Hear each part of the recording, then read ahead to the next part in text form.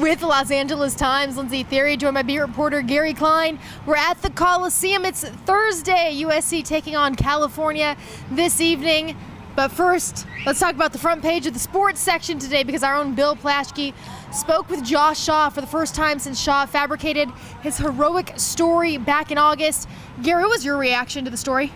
Well, like most people, I think I was interested to hear what he would say. I think like most people, you can't help but be skeptical of some things, and I think that's kind of going to be the story moving forward.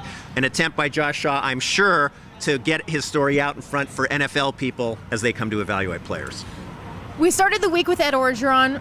It's now Josh Shaw. At any point, do these stories become a distraction for these players on the team? I don't think these two stories do. I think if it was something involved with someone directly on the team that is not suspended, it obviously would. But these two situations, USC is accustomed to playing with all of this going on in the background. I don't think it has an impact tonight. The Trojans want to go 4-0 in the month of November. They started with a convincing victory at Washington State.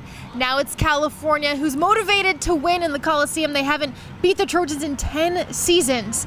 Do the Bears have any shot?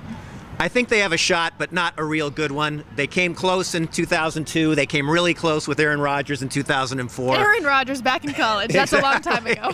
But it's been a long time, and I think USC, as you mentioned, wants to have a perfect November. They know if they get past this game and they get to UCLA and Notre Dame, they have a chance to close that out. Interesting you mentioned UCLA and Notre Dame, because the players absolutely didn't mention UCLA and Notre Dame this week, except for when we brought it up. That's right. Do you think they really are focused on tonight, or was it kind of player and coach speak that they haven't looked at those guys? Well, I think on some level, of course, they've looked ahead. They have friends that play at UCLA. I'm sure they have friends that play at Notre Dame. So on some level, I think they can't help but do that.